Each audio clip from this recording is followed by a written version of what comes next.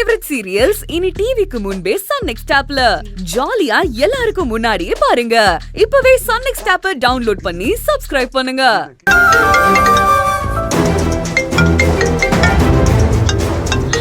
அப்பா இந்த நேரத்துல போன் பண்றாரு. அப்பா. சத்யா, என்னமா பண்ற? நான் போனை ஸ்பீக்கர்ல போட்டிருக்கேன். அர்ஜுன் வரேனாருப்பா, வெயிட் பண்ணிட்டு இருக்கேன். எங்க வீட்டு அம்மனி ரொம்ப கவலையா இருக்கா. இந்த பேசு. அம்மா. சத்யா, மாப்பிள்ளை கிட்ட எல்லாம் சொல்லிட்டியா? இல்லம்மா, அதுக்கான சரியான சந்தர்ப்பம் வரல. அவர் ஏதாச்சும் ஆபீஸ் டென்ஷன்ல வராரு. அவரை நல்ல மூட்ல இருக்கும்போது சொல்லணும். எல்லா சாமி கிட்டே வேண்டிட்டு இருக்கேன். உன்னை விட எங்களுக்கு தான் டென்ஷன் ரொம்ப அதிகமா இருக்கு. ஐயோ, ஏமா நீ வேற தைரியமா இருக்கவங்களோ டென்ஷன் பண்ணி விட்டுருவ போல. அக்கா, நீங்க அம்மா கூட பேசுறத தயவு செஞ்சு நிறுத்துங்க. இல்ல ஆர்த்தி, எனக்கே நாளாக கொஞ்சம் டென்ஷனும் பயமும் வருது. அதனால நான் ஒரு வேளை நேர்ல சொல்லும் போது சொதப்பிடுவனும்னு எல்லாத்தையும் டீட்டெயிலா டைரியில எழுதி வச்சிட்டேன். நான் இல்லாதப்போ அர்ஜுன் அதை படிச்சா கூட அவனுக்கு எல்லா உண்மையும் தெரிஞ்சிடும். எதுக்குமா இந்த டைரி எல்லாம்? அது ஏதாவது செல்வனாகி கையில மாட்டிக்கிச்சுன்னா அது இதை விட பெரிய தலைவலியா போயிடுமே. அப்படிலாம் நடக்காதுப்பா. சத்யா, நாம அப்படி அசால்ட்டா நினைக்கிறோம். ஆனா நம்மள மீறி நமக்கு பின்னாடி நிறைய விஷயங்கள் நடந்துட்டு இருக்குமா. அதுக்குதான் நான் உனக்கு இப்ப போன் பண்ணனே. புரியலப்பா. செல்வனாகி போன் பண்ணி உங்க பொண்ணோட ஜாதகத்தை அனுப்புங்கன்னு சொன்னப்போ உங்க அம்மா ஆர்வ கோளாறுல ஆர்த்தி ஜாதகத்தை அனுப்பிட்டா. தெரியாம அனுப்பிட்டேன். அதே எத்தனை தடவை தான் சொல்லி காட்டுவீங்க? சரி, பயப்படாதீங்க. அதுல ஒன்னும் பிரச்சனை வரல. அந்த ஜோசியர் சொன்னத இங்க யாருமே எதையுமே நம்பல. இல்லம்மா, செல்வனாகி நம்பிட்டா. என்னப்பா சொல்றீங்க? அவளுக்கு டவுட் வந்துடுச்சுமா. செல்வனாகி கம்பெனிக்கும் எங்களுக்கும் ஒரே ஆடிட்டர். அதனால அவ போன் பண்ணி ஆர்த்தி பத்தி டீடைலா விசாரிச்சிருக்கா. சொத்து ஏன் இன்னும் சத்யாவுக்கு பிரிக்கல, எல்லாம் ஆர்த்தி பேர்ல மட்டும் ஏன் இருக்கு அப்படின்னு துருவி விசாரிச்சிருக்காமா. அப்பா. பட் யூ டோன்ட் வரிமா. ஆடிட்டர் கிட்ட நான் ஏற்கனவே எச்சரிக்கை பண்ணி வச்சிருந்தேன். அதனால அவர் சமாளிச்சு எல்லாம் சத்யாவோட ஏற்பாடுதான் சொல்லிட்டாரு. அதே மாதிரி எனக்கு நெருக்கமான சர்க்கிள்ல நலன் சாருக்கு எத்தனை பொண்ணுங்களாம் வேற விசாரிச்சிருக்கா. நல்ல வேளை நாம ஆரம்பத்துல இருந்து எச்சரிக்கையா இருந்ததால மாட்டிக்கல. ஆனா செல்வனாகிக்கு சந்தேகம் வந்துடுச்சு. நீ ஜாக்கிரதை. இவ்ளோ நடந்திருக்கா? நான் இனிமே ஜாக்கிரதையா இருக்கேன்பா. ஆனா இதெல்லாம் எதுவுமே நடக்காத மாதிரி செல்வனாகி வெளியே காட்டிக்கவே இல்லப்பா. அந்த செல்வநாயகி ஒரு வாத்து. என்னது? ஆமாண்டி, அந்த வாத்து இருக்கே, அது தண்ணி மேல ரொம்ப அமைதியா ஊர்ந்து நீந்திக்கிட்டே இருக்கிற மாதிரி தெரியும். ஆனா தண்ணிக்கு கீழே பார்த்தோம்னு வெய், அது பரபரப்பா காலை ஆட்டி நீந்திக்கிட்டே இருக்கும். அது நம்ம கண்ணுக்கு தெரியாது. அதான் அது ஒரு வாத்து. அமைதியா இருக்காளேன்னு அவளை நம்பிடாத. கரெக்ட் தான். அதனால நீ மறுபடியும் உன் முடிவுகளை பத்தி யோசி.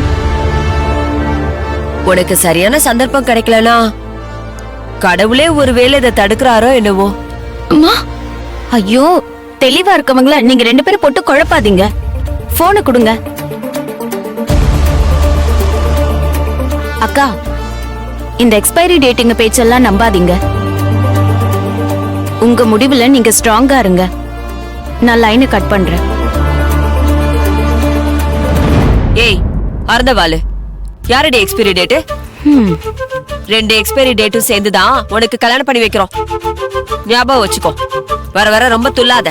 போமா, உங்க பொங்க சோறும் வேணாம், உங்க புளியோதரையும் வேணாம். 2 அக்காங்களும் கல்யாணம் பண்ணிக்கிட்டு படுற அவஸ்தைய பார்த்தும் கூட எனக்கு கல்யாண ஆசை வருதாக்கும். I'm single, I won't mingle.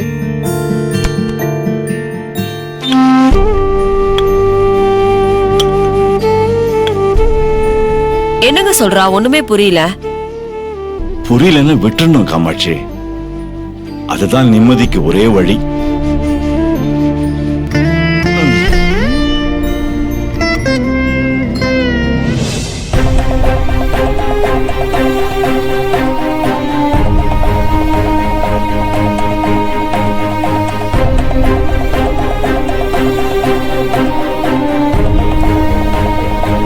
Arjun இன்னும் வரலையே. எப்ப டைரியை படிப்பாருன்னு தெரியல.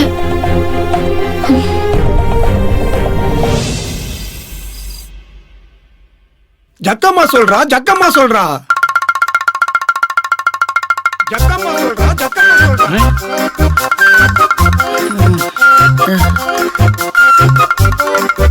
பாக்கியம், ஜக்கம்மா பாக்கியம், சொல்றா. யார் இந்த நேரத்துல காலிங் பெல் அடிக்கிறது? ஐயோ, காலிங் பெல் சத்தமா? காது என்ன அவுட்டா? குடுகுடுப்பக்காரன் தான். நம்ம வீட்டுக்கு பக்கத்துல எங்கேயோ இருக்கான். ஜக்கம்மா சொல்றா, ஜக்கம்மா சொல்றா. நான் போய் பாத்துட்டு வரேன். பாக்கியம், என்ன? பாக்கியம், என்ன தனியா விட்டு போகாத, பயமா இருக்கு. வந்து தொலை, வாங்க.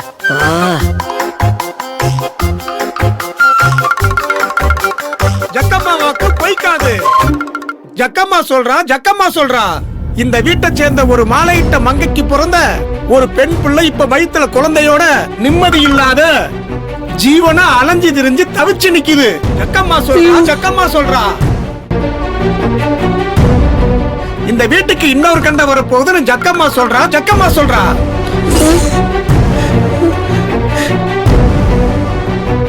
தாலி உன்னை கேள்விக்குறியாக போகுதுன்னு ஜக்கம்மா சொல்றா, ஜக்கம்மா சொல்றா. இந்த வீட்டுக்கு ஒரு கஷ்டம் வந்து எல்லாரையும் சுத்தி அடிக்க போகுது. ஜக்கம்மா சொல்றா, ஜக்கம்மா சொல்றா. ஜக்கம்மா சொல்றா, ஜக்கம்மா சொல்றா. ஜக்கம்மா வாக்கு பொய்க்காது. ஐயோ, என்னங்க என்னங்க இது? சாம கொடாங்கி சொன்ன பலிக்குன்னுவாங்க. ஏதோ தாலிக்கு பங்கம் வரப்போகுதுன்றான். யார் தாலிக்கு என்ன பங்கம் வரப்போகுது தெரியலங்க. எனக்கு பயமா இருக்குங்க. என்ன இதெல்லாம்? அவன் ஏதோ பொதுவா சொல்லிட்டு போறான். நீ பயப்படுற அளவுக்கு எல்லாம் ஒண்ணும் ஆகாது, சும்மா இரு. இல்லைங்க, என் பொண்ணுங்க வாழ்க்கை பிரச்சனையாவே போயிட்டு இருக்கு. தேவிய இன்னும் செல்வனாகி முழு மனசா ஏத்துக்கல. நம்மளை பத்தி எப்ப தெரிஞ்சாலும் அவன் வாழ்க்கை கேள்விக்குறிதாங்க.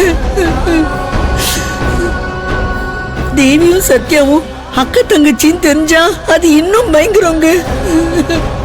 யார் வாழ்க்கை நினைக்குமோ, என்ன கதி நடக்குமோ, எனக்கு திக்கு திக்குன்னு இருக்குங்க. என் பிள்ளைங்களுக்கு ஏதாவது ஆனா அப்புறம் நான் உயிரோடய இருக்க மாட்டேங்க. ஏய் செங்கமலம், எதுக்கு இப்ப இந்த குடுகுடுப்புக்காரன் சொல்றதெல்லாம் கேட்டு சும்மா நின்னு அழுதுகிட்டே இருக்க நீ? லூசா?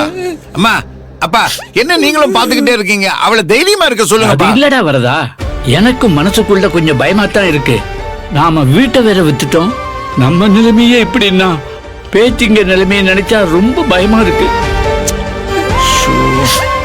யோ, பாதி தூக்கத்துல எழுந்து வளர்றீரு. அவளை தைரியப்படுத்த சொன்னா அதை விட்டுட்டு நீரே அவளை பயமுறுத்துறீரு. இப்ப என்ன ஆயிடும்?